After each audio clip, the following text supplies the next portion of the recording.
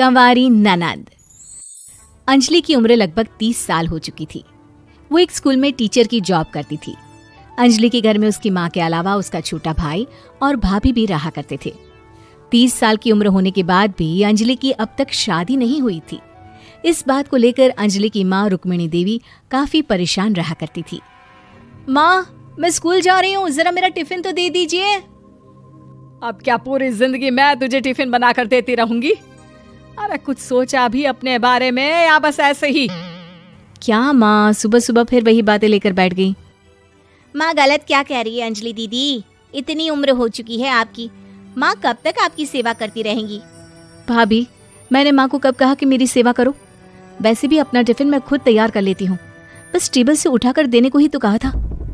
वैसे अंजलि दीदी, देखा जाए तो टिफिन उठाकर देने की उम्र तो आपकी है। आपका अपना घर परिवार बच्चे होते तो ये जिम्मेदारी आज आप पूरी कर रही होती। एक बात मेरी समझ में नहीं आती, अगर मेरी शादी नहीं हुई तो इसमें मेरी क्या गलती है और तुम सब लोग मेरे पीछे क्यों पड़े रहते हो? अरे कुछ कहना क्या पीछे पड़े रहना होता है? अपने छोटे भाई को देख, तुझसे 3 साल छोटा है लेकिन 2-2 बच्चे खेल रहे हैं आंगन में। मुझे आप लोगों की कोई बात नहीं सुननी, जा रही हूँ मैं। और आप में से किसी को मेरा कोई काम करने की जरूरत नहीं है, मैं खुद संभालूंगी। इतना कहकर अंजलि वहां से चली जाती है।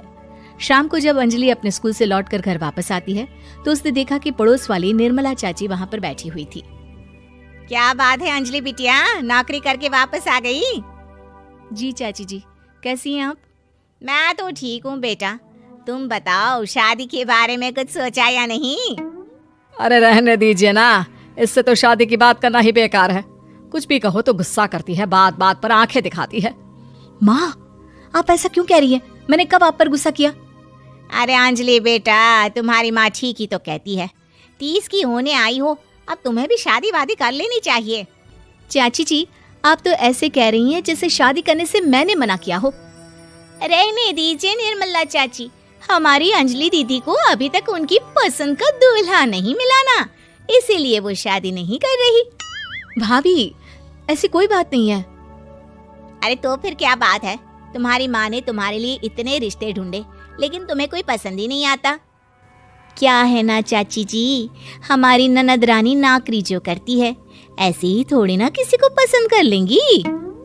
अरे भाई, नौकरी का घमंड है तो बात अलग है, कोई और बात हो तो बताओ, कोई रास्ता निकाला जाए। नहीं नहीं चाची जी, कोई बात नहीं है, बस मुझे अभी तक अपनी पसंद का कोई मिला नहीं है। सुन लिया आपने? इस लड़की के तो पर निकल आए हैं और इतनी उम्र में अपनी पसंद का कोई मिलेगा भी नहीं इसे।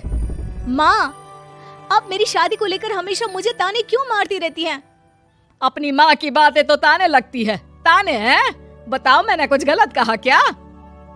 देखो, ये सब छोड़ो, मेरी दूर की बुआ का बेटा है, उसकी अभी शादी नहीं हुई है, उम्र होगी कोई 34-35 साल। आप कहें तो बात आगे बढ़ाऊं? अरे हाँ हाँ, क्यों नहीं, ये भी कोई पूछने की बात है। अरे जल्दी से लड़के को यहाँ बुला लो। माँ, आप मुझसे पूछे बिना मेरी शादी की बात करने जा रही हैं और मेरी उम्र 30 भी पूरी नहीं हुई है। निर्मला चाची कह रही है कि वो लड़का 35 साल का है। अंजलि दीदी, आपको क्या लगता है इस उम्र में कोई फिल्म का हीरो आएगा आपके लिए? देखिए, अब पसंद और नापसंद की बात तो रहने दीजिए, पसंद करने की उम्र तो आपकी निकल चुकी। अब तो जो भी मिले उसी से शादी कर लीजिए, इसी में भलाई है। तेरी भाभी बिल्कुल ठीक कह रही है। अब जैसा रिश्ता मिले उसके लिए हाँ कर देना, ताकि हम भी गंगा नहाए। ठीक है, चलिए मैं उस लड़के को कहती हूँ, वो कल ही अंजलि को देखने आ जाएगा। अगले दिन निर्मला चाची के दूर का रिश्तेदार अंजलि को देखने उसके घर आता है। उसका नाम था अजय। अंजलि जी, तो आप नौकरी करती हैं, वो भी स्कूल में? जी हाँ, मैं स्कूल में टीचर हूँ।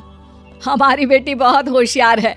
अरे पढ़ने लिखने में इतनी होशियार है, इसीलिए तो इसकी नौकरी लगी है स्कूल में।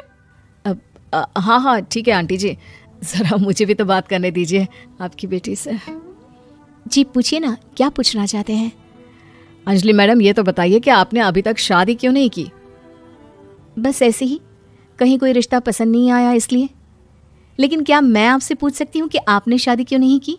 अंजलि, क्या कर रही हो तुम? लड़कियों को इस तरह की बातें नहीं शोभा देती। रहने दीजिए आंटी जी, आपकी बेटी काफ़ी पढ़ी लिखी है, मैं उनके सवाल का जवाब दे ही देता हूँ। वो क्या है ना, मुझे भी अभी तक अपनी पसंद की कोई लड़की नहीं मिली। अच्छा अच्छा, कोई बात नहीं। वैसे आपकी तनख्वाह कितनी है, कितना कमा लेती हैं महीने का? जी यही कोई 25,000 महीने। बस 25,000? इतने से क्या होता है? इतने से तो आजकल घर भी नहीं चलता। आपके कहने का क्या मतलब है?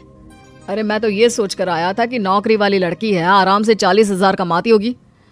माफ कीजिएगा, आपका और मेरा रिश्ता नहीं हो सकता। जी कोई बात नहीं, मुझे भी आपके साथ शादी करने में कोई इंटरेस्ट नहीं है। अंजलि, किस तरह की बात कर रही हो?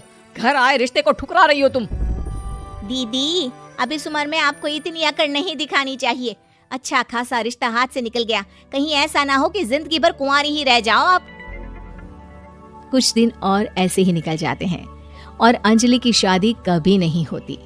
अंजलि के परिवार वाले बिंदास उसे ताने मारते रहते हैं, लेकिन अंजलि एक बड़ी नौकरी की तैयारी करती है और उसमें सिलेक्ट होने के बाद अंजलि को एक बहुत बड़ी नौकरी मिल जाती है। अब तो दीदी के नखरे और भी ज्यादा बढ़ जाएंगे भाई। अब तो इतनी बड़ी नौकरी जो लगी है, अब इनकी शादी होने से रही। माँ, मुझे नौकरी के लिए दूसरे शहर जाना पड़ेगा। आप जानती हैं ये बहुत बड़ी जॉब है और इसमें पैसे भी बहुत ज्यादा मिलेंगे। अच्छा, कितने पैसे मिलेंगे बेटा? माँ, मुझे हर महीने 90,000 सैलरी मिलेगी। क्या? अरे वाह वाह, ये तो बहुत अच्छी बात है। लेकिन फायदा क्या? कितने भी पैसे मिले, शादी तो हुई नहीं ना तुम्हारी। अंजलि नौकरी करने के लिए दूसरे शहर में चली जाती है और जब कुछ महीनों के बाद वो वापस घर आती है तो उसे अपने पति के साथ देखकर उसके घर वाले हैरान रह जाते हैं। अरे अंजलि, तूने शादी कर ली और हमें बताया तक नहीं। और दामाद जी करते क्या हैं? इतनी बड़ी कार है उनकी। माँ, मैं आपको सब कुछ बताना चाहती थी, लेकिन आप सबके ताने सुनकर बहुत दुखी हो गई थी और इसलिए मैंने अपनी पसंद से शादी कर ली। मेरे पति मेरे साथ ही ऑफिस में नौकरी करते हैं और बहुत बड़े अफसर हैं। और एक बात बताऊं माँ, आज मैं बहुत खुश हूँ।